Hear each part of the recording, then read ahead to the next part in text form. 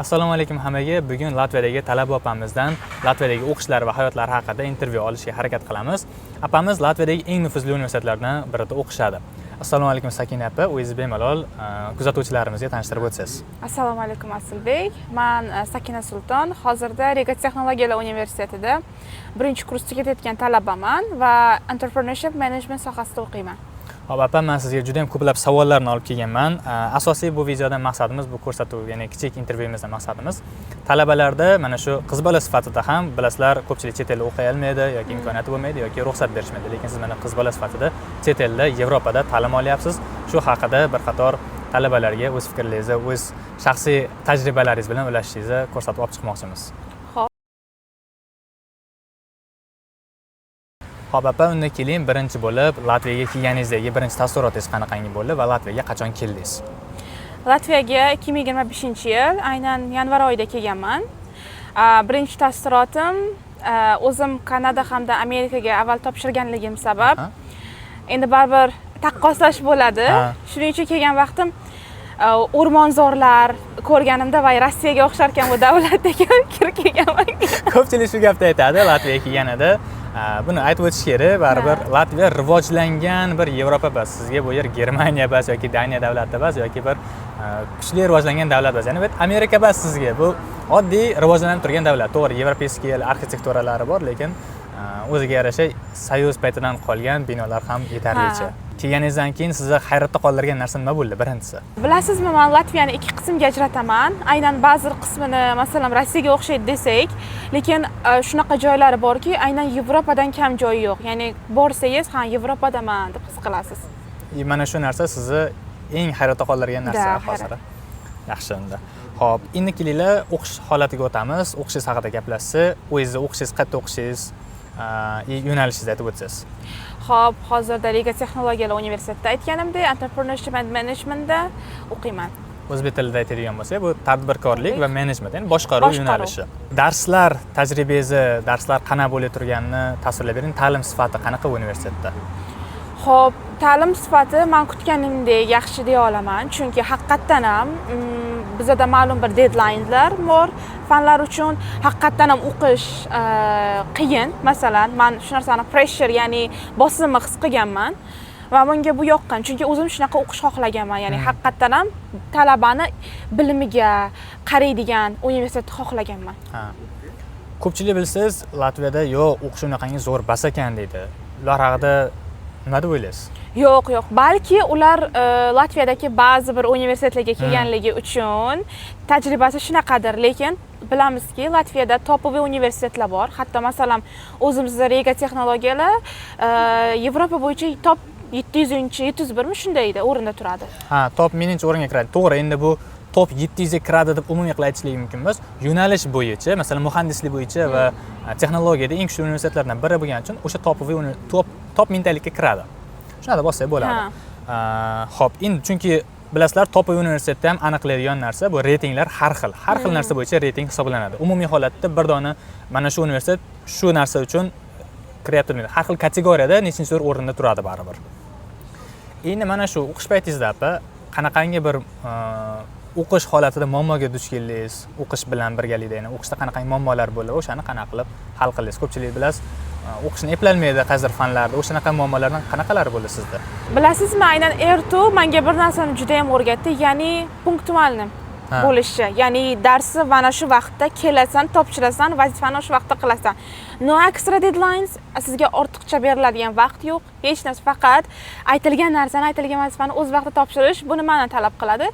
Bu o'sha darsdan kelganingizdan keyin fokus yana darsga qaratilishini talab qiladi. To'g'ri. Ya'ni o'z vaqtida uyga vazifalarni topshirishingiz majbursiz. Topshirmasangiz sizga boshqadan topshirishga imkoniyat berishmaydi. Shu bilan bo'lib, olgan bahoyingizga rozi bo'lib o'tishingiz majbursiz. Yiqilsiz, boshqadan o'qish pul to'ladi. To'g'ri, bu ham. Endi aytadigan bo'lsak, ko'pchilik talabalar o'zini bo'sh vaqtida kimdir sport bilan shug'ullanadi, ba'zilar ishlaydi, ko'pchilik erkaklar ishlaydi yoki ko'pchilik sayohat qiladi. Siz o'zingiz mana shu o'qishdan tashqari bo'sh vaqtingizda nimalar bilan odatda shug'ullanasiz Latviyada? Xo'p, men o'zi ingliz tili o'qituvchilik qilaman onlayn. O'zbek hozirda Yevropada ishlaydigan o'zbek talabalari yoki ishchilarga va undan tashqari til o'rganaman. Ertoni beradigan vazifalari menga yetadi hozircha. Buni aytib o'tyapti o'zingiz, men ko'p ma'lumot beraman shu haqida. Mana shu Artudagi uy gazifalari o'qishini ko'pligi bilan bittagi undan tashqari qiladigan ishingiz, bo'sh vaqtingiz qanchalik? Qancha vaqtingiz bor bo'sh vaqt? Xo'p, deylik, bir kunda ikkita faningiz, juda oson fan ikkita fan qo'ysa ham, lekin ularni qo'yilgan vaqt soati sizni bo'sh vaqtga to'g'ri kelmaydi. Masalan, bittasini obedga qo'yib, ya'ni keyingisini kechki vaqtga qo'yib qo'yadi. Siz o'rtada nima qila olasiz? To'g'ri. O'rtada faqatgina kutasiz, uy gazifasi tayyorlanasiz. Shunaqa bo'ladi. Nima ishingizni qilasiz xolos. To'g'ri bu ham. Xo'p, mana ko'rib turganinglarda onlayn ishlasa ham bo'ladi, to'g'rimi? To'g'ri. Agar sizda o'sha qo'shimcha skill, ya'ni qobiliyatlaringiz bo'lsa, o'shalardan make money, ya'ni o'shalardan pul qilsa bo'ladi masalan. Bu to'g'ri, hammada ham shunaqangi emas. Masalan, apamiz onlayn pul topib turgan bo'lsalar, bu 100 ta shetdagi odam hammasi qila oladi degani emas. Faqatgina tajribasi bor, o'zini yetarli bilimi bor, odamgina shu ishni qila oladi xolos. Va o'ziga yarasha buni ham vaqt oladi. Masalan, sizga ham onlayn, ayniqsa onlaynda hamma ham ishonavermaydi, to'g'rimi? Yo'q. U juda ham qiyin. Masalan, men ishlagan joylarim, necha ishlaganlarim haqida ba'zida proof so'rashadi. Ya'ni, qani menga ko'rsating, qayerda ishlagansiz yoki dars bergansiz bilay debdi. Apa, aytadigan bo'lsak, mana salkam 1 yil emas Latviyada yuribsiz. O'qish davomingizda mana eng zo'r universitetlardan birida o'qiysiz. Yetarli o'ziga yarasha muammolari bor o'qish bilan, ham o'qilib, ham ishlab, o'zini o'qishlarini ham, uy gazifalarini ham yaxshi bitirib borishingiz kerak, yaxshi baholarga o'qishingiz kerak. Sizga qanaqa imkoniyatlar beryapti shu Latviyada o'qish? Xo'p, Latviyada o'qish birinchi o'rinda Yevropaga sayohat qilish imkoniyati beradi. Ya'ni, masalan, o'zim Germaniyada bo'ldim. Yana menimcha Latviyada o'qiganingiz aynan har xil turistik zona bo'lganligi uchun ham bu yer har xil davlatdan insonlarni uchratasiz. Aynan bizning universitet topib bo'lgani uchun juda ham ko'p davlatdan Erasmus studentlari bor, har xil davlatlardan. Va bular bilan birga o'qish qanaqadir bu ajoyib atmosfera men uchun. To'g'ri. Aynan faqatgina bir xil millatli odamlar bilan o'qivermaysiz-da, turli xil millatli insonlar bilan, ya'ni xalqaro talabalar bilan ko'rishasiz. Erasmusni undan oldingi videolarimiz ko'rganlar bilishadi. Siz Yevropada yurganingizda Erasmus programmasi orqali yarim yilga boshqa Yevropa Schengen zonasi davlatga nima deydi, Erasmus programmasi qilib, bitta semestr almashinuv dasturiga borib kelsangiz bo'ladi va Latviyaga ham ko'pchilik talabalar kelishadi, chunki bu yerda yashash xarajatlari arzonligi, bu joyga Erasmus qilish osonligi uchun ham shu Latviyani tanlashadi. Yana bitta narsa bizda bor, ya'ni studentlar vaqtini unumli o'tkazish uchun maxsus klublar bor. Ya'ni, masalan, men o'zim Women's Club deganga a'zoman. Ya'ni Artun o'zinikimi? O'ziniki u. Ayollar yig'iladi-da, aynan ayollarni ilmi uchun, ularni masalan ilmiy ko'tarish uchun qaratilgan fokus bo'ladi. Men yaqinda ko'rgandim shunaqa ayollarga bir programma qilishgan. Nomini eslolmadim. Adashmasam texnologiya doirida men ko'rdim. Nimaga ayollarga erkaklarni o'qimayapti deb ko'rib turdim. Men o'zim qiziqardim o'sha yo'nalishga. CV Makerda bir marta qilishibdi, CV qilish, uni ham qiz bolalarga bir marta qilishdi o'tgan semestr, uni ham ko'rgandim. Shunaqa. Ko'rib turganinglardek do'stlar, Latviyada o'qishlik sizlarga juda ham katta imkoniyatlar beradi, ayniqsa nufuzli universitetda o'qisalaring. Albatta. Xo'p, ana endi apa, sayohat qilganingizni aytdingiz. Qayerlarga sayohat qildingiz mana shu o'qish Yevropaga kelganingizdan keyin? Xo'p, men ko'p davlatga emas, aynan Germaniyaga aynan 1 oyga borib keldim, Berlinga. Yevropadan tashqari hamda Turkiyada yana 1 oy bo'ldim. 2 oy yoz mavsumida shu ikkita davlatda o'tkazdim. Endi men shu joyni aytib o'tishim kerak. Men apamni taniyman va bilaman. Germaniyada 1 oy turdingiz, to'g'rimi?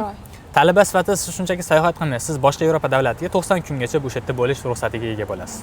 Siz ID kart olganingizdan keyin, pasportingiz bilan ham mumkin, lekin hozir bu qonunlar o'zgaryapti. Siz faqat ID karta bilan boshqa davlatga borib kela olasiz xolos. Qalay bo'lyapti o'zi 1 oy turdingiz? Aytib bering, o'zingizda tanishlaringiz bor edi. Albatta, Germaniya haqiqatan qonunlari jihatdan juda ham kuchli davlat, juda ham strict davlat qonunlariga nisbatan. Shunisini juda qattiq ulug'ladim shu davlatga nisbatan va aynan tashqarida yurganingizda ko'p politsiyalarni uchratasiz. Ya'ni xavfsizlik bo'yicha ta'minlash juda ham katta. Siz Germaniyaning qaysi shahrida bo'ldingiz apa? Berlin. Berlin, poytaxti. Poytaxti. Immigrantlar ko'pmi ekan yerda? Juda ham ko'p. Ayniqsa arab davlatlarida juda ko'p.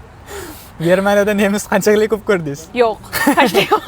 Faqat immigrant bo'lyapsiz. Faqat Instagramda Germaniya lekin hammasi immigrant. O'zini aholisi deyarli kam. Albatta. Sababi ko'plab insonlarga Germaniya ochiq, boshqa davlatdan immigrantlar kirib keladi, ayniqsa shu poytaxtlarda, katta shaharlarda, metropolislarda faqatgina shu boshqa millatlilar immigratsiya bo'lib kirib borishgan o'sha yerda yashashadi ancha yillardan bosib. O'zini aholisi, ya'ni nemislarning o'zi kichik burchak shaharlarga o'tib ketgan edi deyarli. Bu deyarli ko'p Yevropada shunaqa ekan. Xo'p. Bir oy Germaniya, bir oy Turkiya. Keyin yana bitta narsa, Germaniyada ular ingliz tilini to'liq tushunishadi, lekin gapirishni istashmaydi. To'g'ri. Buni videolarda ko'pchilik aytishgan. Bu shunchaki o'zini tilini olmashtirish. Bir tarafdan tushunsa ham bo'ladi bu. Chunki agar siz O'zbekistonga borsam, o'zbekistonliklarga rus tilida kimdir gapirsa, baribir yoqmaydi yoki Latviyada ham xuddi shu. Siz rus tilida gapirsa, sizga javob berishmaydi. Kimdirlar javob berishi mumkin, to'g'ri, lekin umumiy holatda, ko'p holatda latviy tilida gapirishingiz kerak yoki ingliz tilida. Menda shunaqa bo'lgan. Ruscha javob berganimga yana latvicha menga qaytarganda tushunganman. Latviyadagi mana shu joyni aytib o'taylik. Ko'pchilikda shunaqa muammo bo'ladi. Kelganingizdan keyin latviy odamlari bilan bir qanaqadir muammo bo'ldimi, bir yomon taassurot qoldiradigan, yoki shu latviy odamlar haqida qanaqangi bir fikrdasiz? Latviyani xalqi haqida. Latviyani xalqi o'ta introvert xalq deb o'ylayman va sovuqqonroq xalq deb o'ylayman. Bilmadim. Xuddi siz birinchi qadam tashlamaganingizcha ulardan hech qachon birinchi qadamni kutmang. Ya'ni kelib, "Hi, how are you?" deb ketishmaydi hech qachon. O'zini shaxsiy zonasi bor, siz gapirmaysiz, gapirmaydi. Hech bironta bir yomon taassurotli holat bo'ldimi? Ko'pchilikda shunaqa bo'ladi. Yoki yaxshi taassurotli holat bo'ldimi? Latviy bilan doir. Aynan qari insonlari juda ham mehribon. Ya'ni o'sha supermarketlarga kirganimizda ba'zan setkalarni ko'targanimda ruschalab, "Qizim, senga yordam beraymi? Qizim, kel mana buning to'g'rilab qo'yaman" deb qilishadi. Juda ham yosh katta insonlari juda mehribon. Xo'p, ana endi Latviyani minus tomonlari va plyus tomonlarini o'zingiz tajribangizdan aytib bersiz. Latviyada minus taraf men hozircha aytarlik darajada ko'rmadim.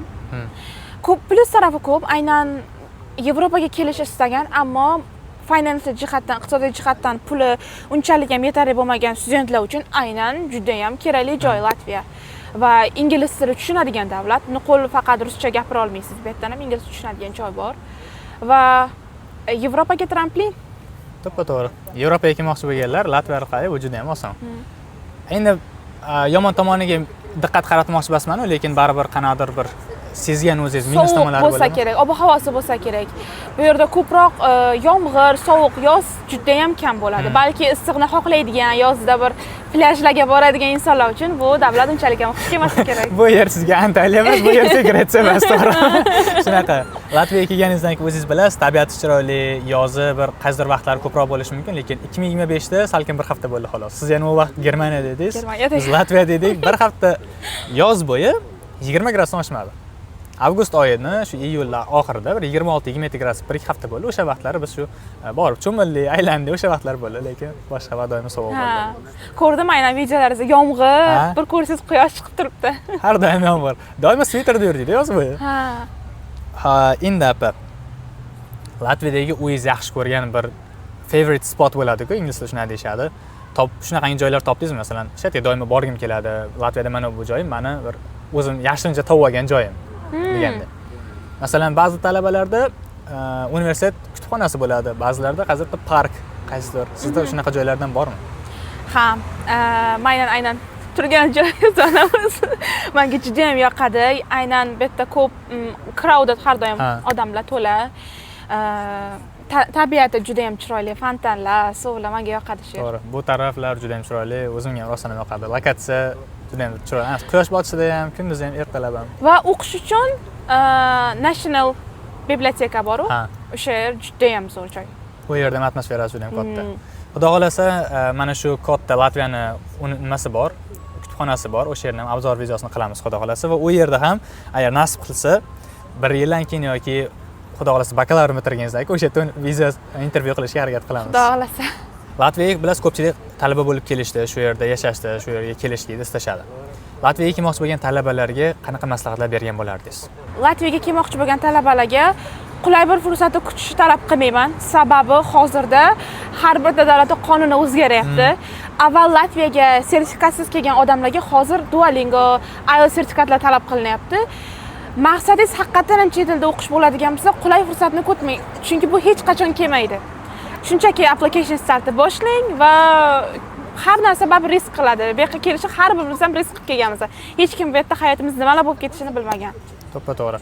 Ya'ni Latviyani bir ko'prik qila olsak bo'ladi, to'g'rimi? Albatta. Boshlash uchun. Ko'prikka kelish oson.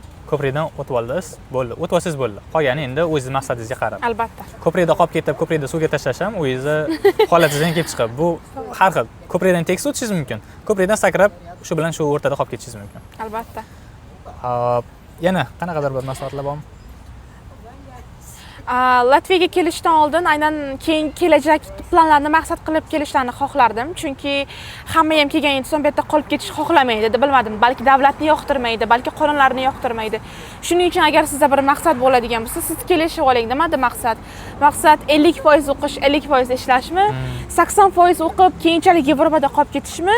Yoki 80% ishlab, 20% o'qishmi? Nimada maqsad? Maqsadni qilib, keyin kelsangiz, keyinchalik yana ham bir 5 yillik, 3 yillik hasabi o'zi kelajagingizni ko'ra olasiz bu yerda turib. Chunki bu yerga kelganingizdan keyin har xil holatga uchraysiz, musofirchilikka chiqyapsiz, begona yurt, begona davlat, begona siyosat, qonun qoida boshqa. To'g'ri, o'zbeklar juda ko'p bo'lishi mumkin. Sizga eng plyus tomoni ham shu, musulmonlar yetarli halol ovqatlar, halol go'shtlar bor, lekin undan tashqari har bitta odamda o'zini sinovi bo'ladi, Xudo tomonidan berilgan. Hammamiz har xil narsa bilan sinalamiz. Bunga o'zingiz tayyor bo'lmasangiz, kelishingizdan oldin, kelganingizdan keyin mana shu sinovlarning orqasida siz maqsadingiz o'zgarib, boshqa narsa yo'lga kirib ketib qolish ehtimolligingiz ham bo'ladi. Bu ko'rib turibmiz. Va shunday insonlarni ko'rdim ham o'zim. Juda ham ko'p.